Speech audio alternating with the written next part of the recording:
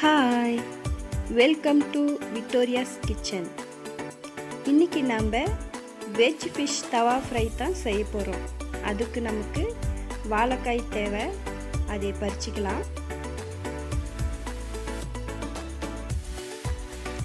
என்னடா veg fish தவா ஃப்ரைன்னு சொல்கிறேன்னு பார்க்குறீங்களா?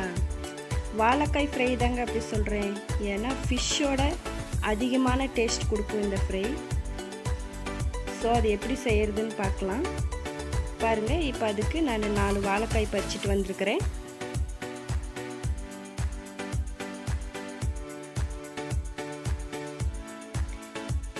இந்த வாழைக்காய்க்கு சீவி தண்ணியில் போடணும். அதுக்கு ஒரு பாத்திரத்தில் தண்ணி எடுத்து அதில் உப்பு போட்டு வச்சுருக்கிறேன். வாழைக்காயோட தோலெல்லாம் சீவிட்டு அந்த உப்பு தண்ணியில் போட்டு வச்சுக்கலாம். அப்போ தான் வாழைக்காய் கருப்பாக ஆகாது.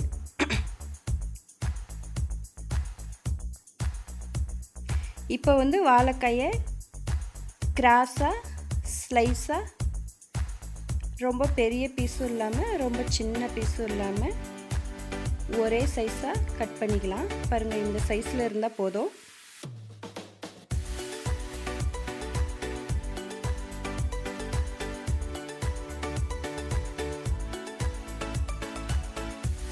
இப்போ வாழைக்காயெல்லாம் கட் பண்ணியாச்சு. கொஞ்சம் உப்பு தூவிக்கலாம், கொஞ்சம் மஞ்சத்தூள், மிளகாப்பொடி.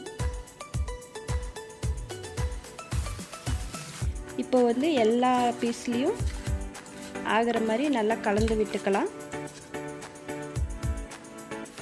பாருங்கள், இப்படி இருக்கணும். இதை ஒரு 10 நிமிஷம் வைக்கலாம். இப்போ ஸ்டவ் ஆன் பண்ணிவிட்டு கடாய் வைக்கலாம்.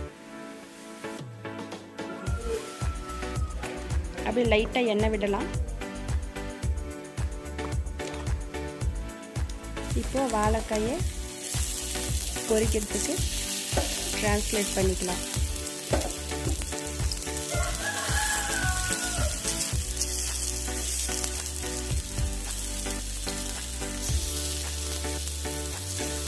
இந்த ரெசிபி ஈஸியான ரெசிபி தான், ஆனால் ஃபிஷ் ஃப்ரை அளவுக்கு டேஸ்ட் கொடுக்கும்.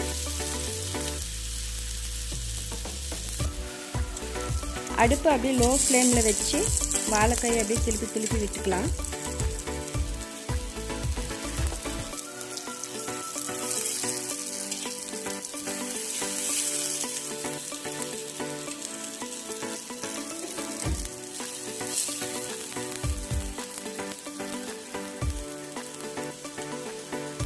இப்போ நம்ம மூடி வச்சுக்கலாம் ஒரு 2 நிமிஷம்.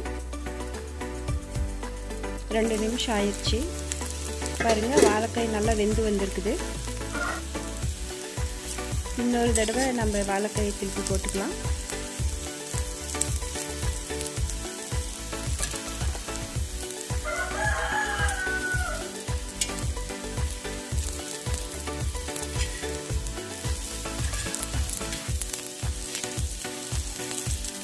எங்கள் வீட்டில் எல்லாருக்கும் ரொம்ப பிடிச்ச டிஷ் இது.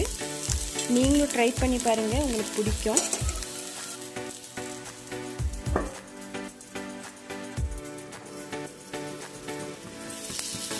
பாருங்கள், மறுபடியும் எவ்வளோ நல்லா வெந்து வந்திருக்குது. இப்போ இது ஒரு பிளேட்டுக்கு சர்வ் பண்ணிக்கலாம். அவ்வளோதாங்க, வாழைக்காய் ஃப்ரை ரெடி.